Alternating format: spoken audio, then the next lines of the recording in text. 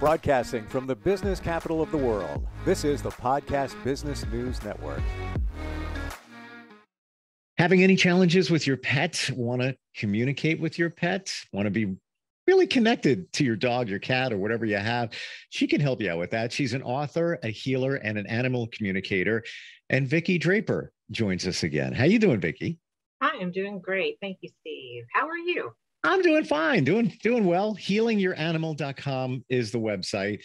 We've learned a lot in the past about what drives our pets and what you can offer to them. And a situation that a lot of us as, I don't want to say pet owners, that's so horrible. What's the best? Guardian? Guardian, okay. That we encounter, and my situation, and we're going to talk about, and I think you're going to maybe connect or have some insight about my dog, but I'm moving in a couple of weeks, and shared with you last time we got together that his name is Tanner. He's 5. He's an awesome Scottish Terrier Pomeranian, and you could see signs of him acting different. Like he usually chills on the ottoman in one room. Now he hangs upstairs on a couch. He's left a couple of presents around the house a few times, and I know for a fact that I had let him out, so it wasn't, an issue like that. I mean, I take care of him, I love him, but I can tell that, with boxes and things stacked up and the energy in the house being a little bit different, that it's definitely affecting him. Yes, and you're not alone, and that's why I thought today we would do a live session with Tanner, so we could support you and let viewers just get a taste of what a session is. So, because, I don't like hearing animals in distress. And so I know Tanner is, I don't want to say suffering, but, well, he is. He's having some discomfort with things because, like you said, his behavior has shifted. Well, I want to add something to that. Okay. And he's not with me today, but you can still communicate with him. I sent you a picture of him. So that's how we're going to get it. But I did want to add to you. Okay. Add to this and tell you that in the last couple of days, he's developed a little bit of a sneeze. And the vet says that it's could be a little cold, a little allergy. This is fresh, but maybe it's part of the anxiety. He had something like this 2 years ago. So it would have been in the throe of COVID. So maybe during that period where everybody is worried and freaking out about things, he picked up on it. And maybe that's how he shows it. I'm just thinking out loud here. Now I'm thinking, because it definitely was in 2020, October. So, okay. That's what I got for you, but he's definitely feeling something. Okay. So my process is filling out an assessment. So I always invite you, when you have issues, to fill out an assessment. So Steve did that. And so it asked about concerns and like what you want to focus on. And then from my assessment and the connection is when we decide to have a session. So Steve and I have decided to have this session here, just letting people know, my process. Mm-hmm. And so thank you for that additional information, because that's what I have people put in their intake form. Once we do the assessment and they decide they want to move forward, then we have the intake form of what you specifically want to focus on in the session.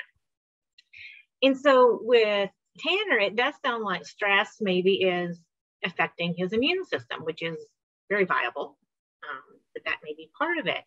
And so I always like to set intentions, because energy, it just deepens the healing, because energy loves to support and deepen. So my intention is facilitating to my highest healing ability, and that Tanner is receiving all that will support him for his highest physical, emotional, mental, and spiritual well-being, and that he can navigate this move with ease.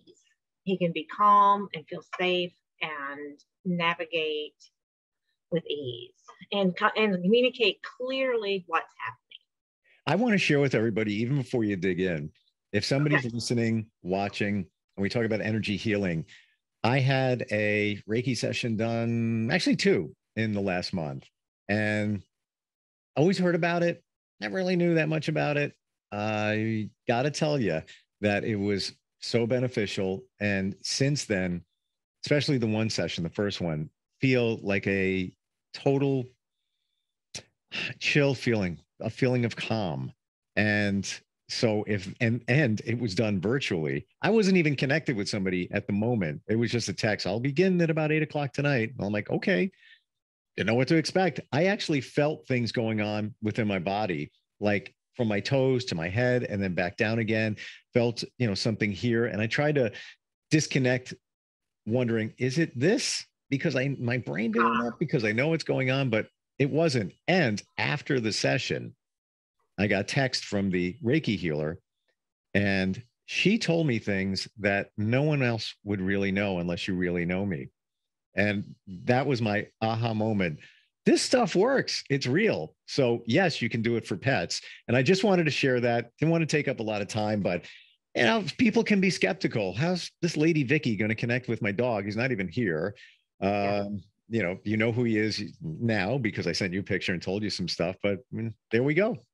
Yes, I'm so glad you shared that because it is real. And so what you felt is what the animals feel when I work with them. And they don't have the placebo effect. So they don't have that questioning, is it really real? They're just like, oh, cool, and take you on.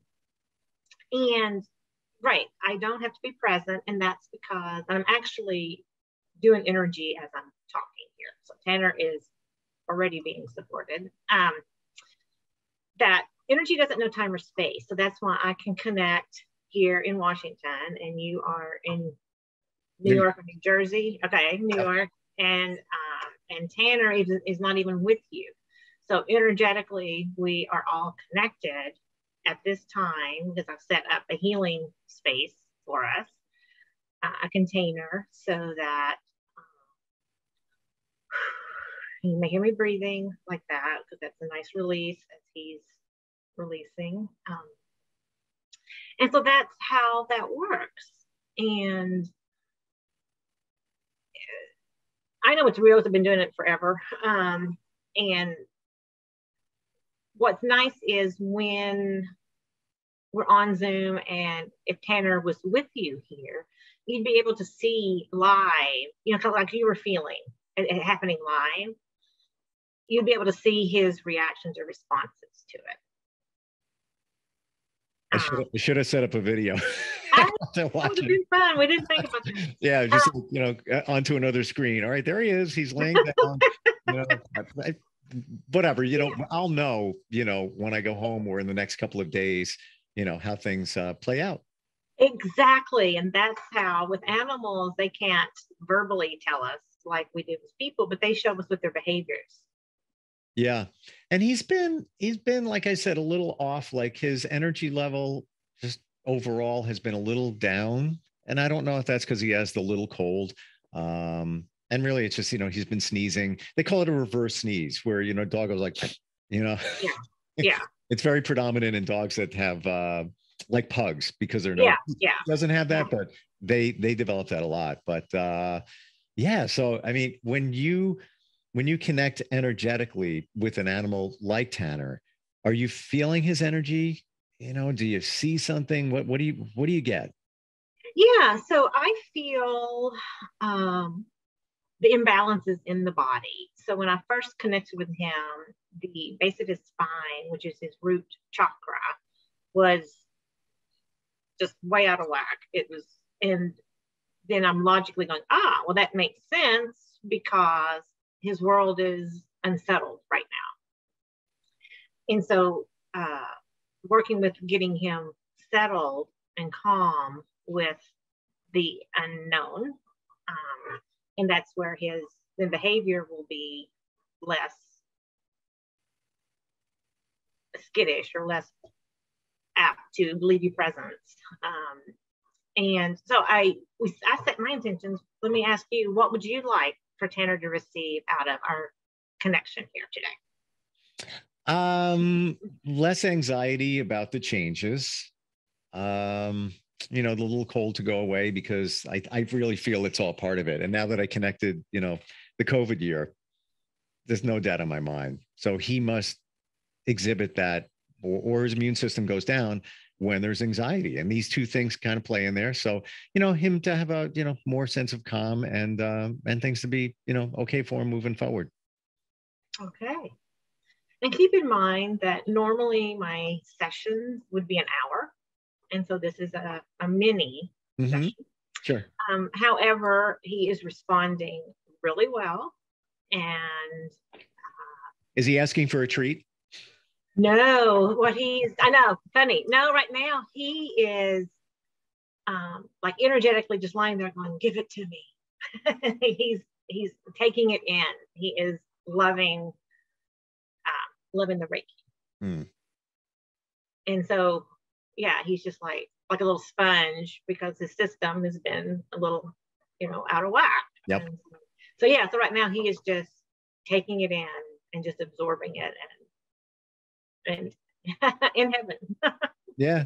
And the interesting thing is they say with humans, for Reiki, you have to accept the energy. You have to be open and say, yes, I'm going to take whatever you're going to give me. Animals can't. So they have more free will, right? Or can they? Well, they do, but I ask permission. I never impose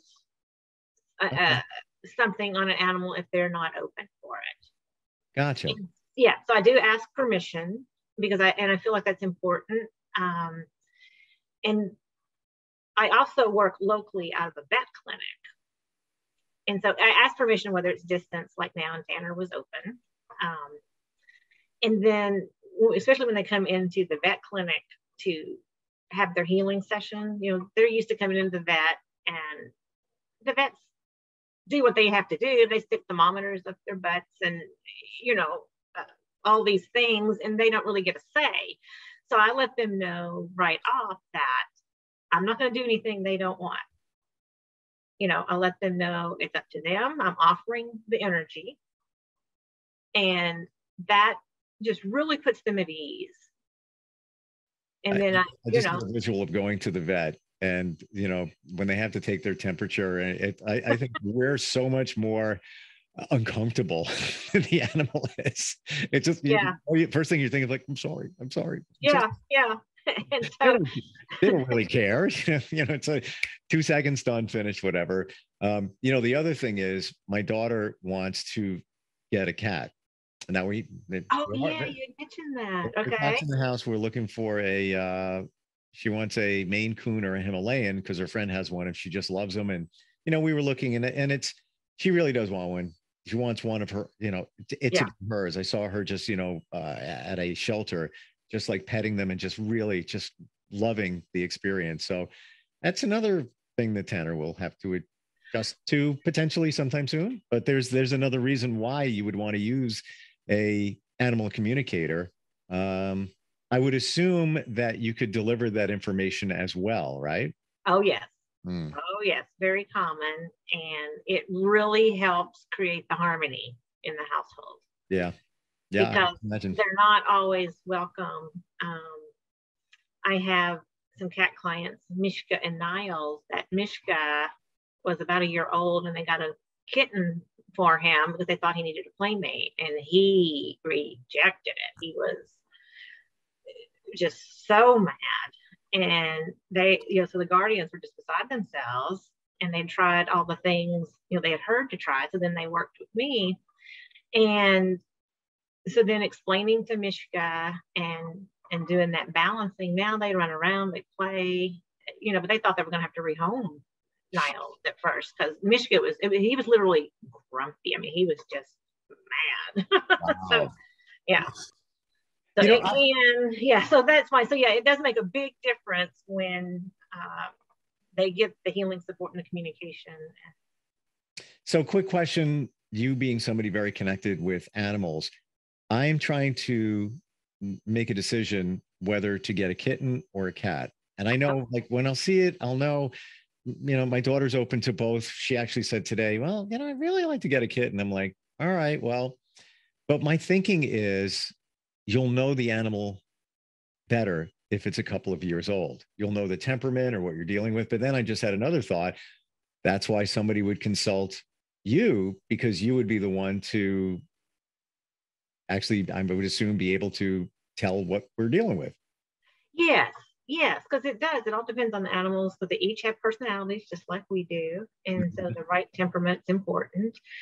Sometimes an advantage to a kitten is the kitten's coming in and just bebopping along, no big deal. So it's sometimes more acceptable. Okay.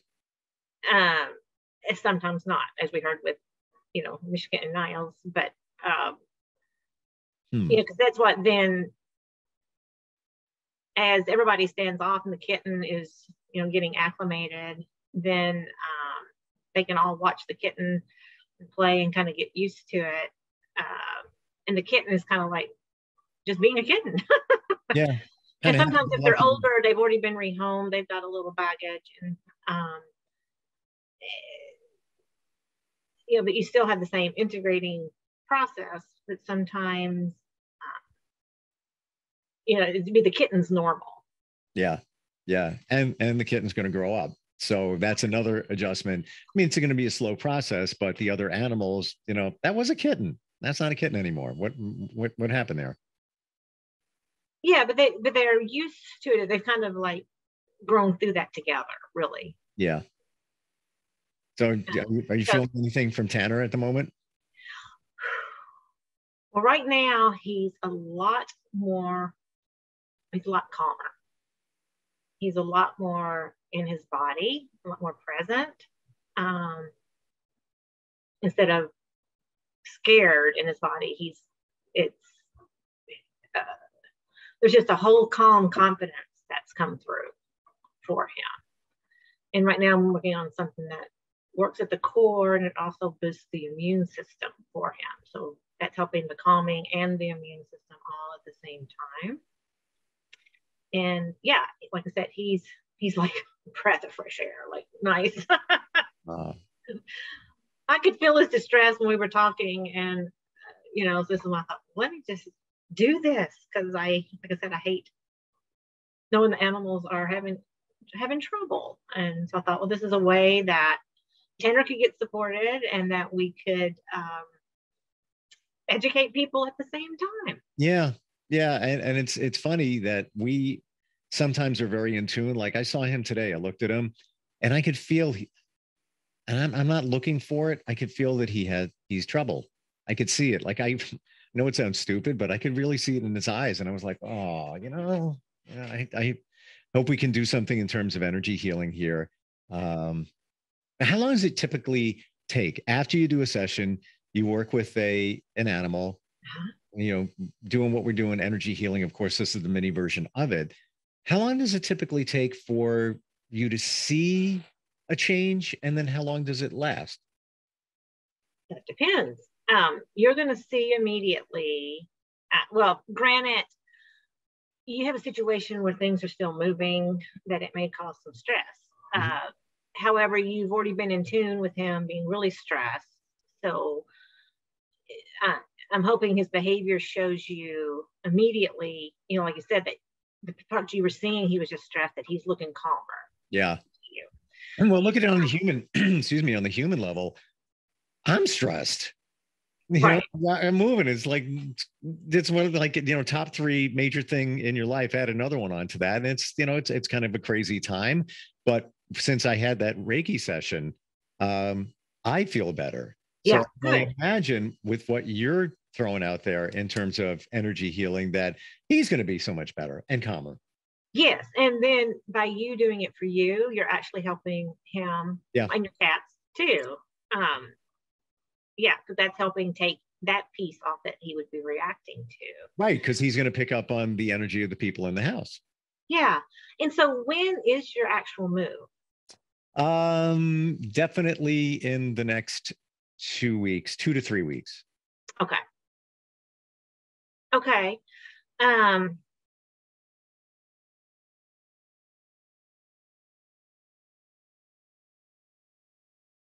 I'm going to share the process with him. Because I know we're connecting in 2 weeks. I don't know. I was going to say I would wait and communicate that with him then, but because it'd be closer, but it may be in the zone. So let me just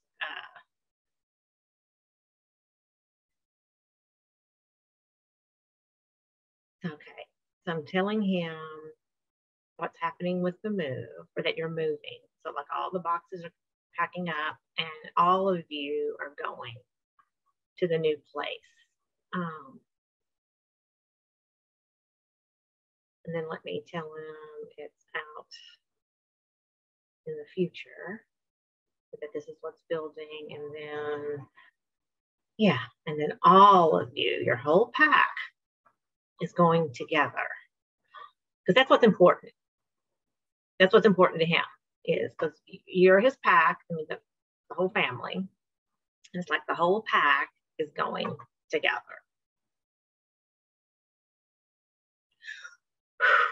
And that was a big calming to him to understand that. Because he just sees all this stuff happening and not really realizing. So letting him know, like I said, the whole pack is going, he's going, it's all moving. He may not want Bailey the cat to go along. No, that's a different issue. Actually, I think Bailey would not want him to come along. Yeah, they're fine. Every once in a while, they have a little, Bailey will be, Tana will walk up to him and just like, hey, what's going on? And Bailey will be like, eh. But yeah, they get along. So what I'll do is I'll put a little protections around all three, the two cats and Tanner, to help buffer just the stress of the environment.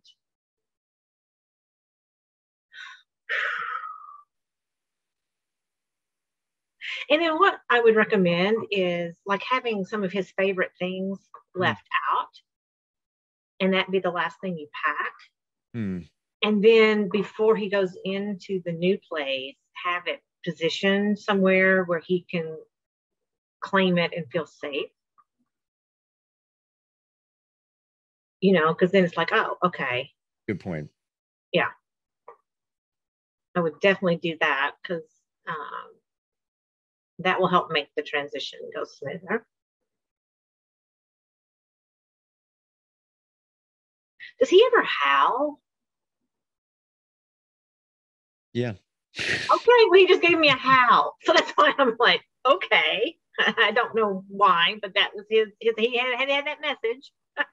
Wow. Yeah, he does. And he'll usually do it when you're messing around with him, or he senses like, what are you trying to do? And it's almost it's almost fun. Like everybody that comes over, just laughs at it. But he'll do he'll like bark a couple of times and he'll go rah, rah, rah, rah, like okay. That. Yeah. Okay. And he's talking. That's all he's doing. Yeah. So that's why I take it as a sign that he's telling us he's feeling good. Yeah. Wow, it's funny you should say that, because not all dogs howl, and how would you even know that? And, well, I can usually get him to do it. Like if I kind of mess with him a little bit, and and it's all in fun. I'm just another dog to him, member of the pack, playing around with him. Yeah. Oh, he's feeling so much better because. Wow. Yeah. So you'll have to. I look forward to hearing the report. Do a little bit more with his immune system here, but. We just got a question, and Judy is in Santa Cruz, California. She says that I lost my dad in March. My dog has acted differently ever since then. Is that something that you can work with? Yes. And that actually is a very common thing. And it is. And sometimes it's, it's a two-way thing. So I'm working with the person and the animal. So there may be a message there for both of them to work together to get that more harmonious and back in balance. With that, I just had a quick thought. Just got about a minute left or so. Okay, yeah, that's what I was wondering. Do animals see those who have crossed over to the other side? Like in Judy's situation, is it possible that her dog is picking up on her dad sending signals? Because I've often heard, like if your dog just kind of stares in one direction, that they may be seeing spirit, they may be seeing somebody that crossed over, whatever it might be. It's not that they're being, they're just goofy and dumb. They're picking up on things that we're not getting. Yes. Wow. Yes. Okay. That is absolutely possible. Yeah, and even other animals from the family that have passed over. So yes, yeah, because they're very in tune. They're in tune with their environment and their surroundings. Yeah. So, and I cocan imagine because they have less to think about and less to worry about. Where we're thinking, these all different things going on in our world, and that they're just, all I got to do is be loyal and eat and exercise and poop. I guess yeah. Kind of like a dog's life, but we're just about out of time. How do you disconnect from? All right. Well, that's what I was just doing, was just separating my energy and saying, okay, session is over. And he's just showing me the dogs will energetically, they'll physically shake, and that helps them integrate the energy. And so that's why he was showing me an energetic shake, like, okay, I'm refreshed and ready to go. So, yeah. Would have been cool if I remembered to set up or had the idea set up a camera and do a Zoom and we watch him while you're doing it. But you with the howl thing, that was good enough for me, because not every dog howls. I mean, they don't. No. he has a signature howl. That is his thing, and it's that's interesting. All right, well, I guess I'll follow up with you next time and let you know how he's doing. I know, great, because yes. But for anybody that wants to communicate with their pets or heal them, whatever it might be, and there's so many different things that you can help them with. Even if we were talking before about adopting, you never know what kind of pet you're adopting and their backstory. So that's something else you can find out. And just go to healingyouranimal.com. And Vicki Draper, great having you on, and interesting, fascinating what we are talking about today.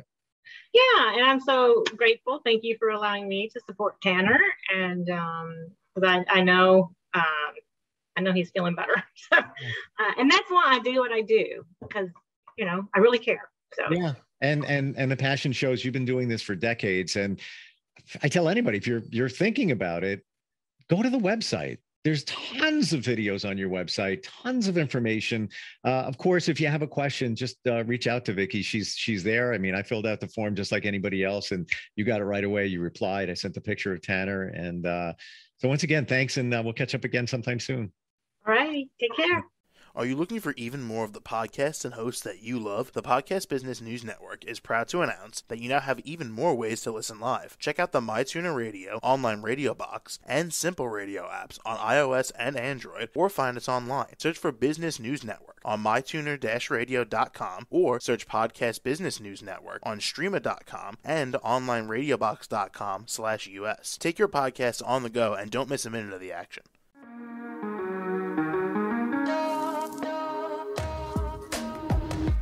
Broadcasting from the business capital of the world, this is the Podcast Business News Network. For nearly 2,000 severely injured veterans, everyday life has become filled with barriers. Day-to-day simple tasks can become pretty daunting. I have to carry my chair up 2 flights of steps or have somebody do it for me. What scares me the most is just the falling. When I'm struggling with my house, I think, to have that one great barrier just knocked down, I mean, it's crucial. Home for Our Troops is a wonderful nonprofit that builds a mortgage-free, fully adaptive, handicap-accessible house. And there's no catch. It'll be our very first home that we've ever owned. This is a game changer. This is where your life begins again. We need you to join us in completing this important mission. Please visit hfotusa.org and help build homes and rebuild lives. Because of you, everything's going to be okay.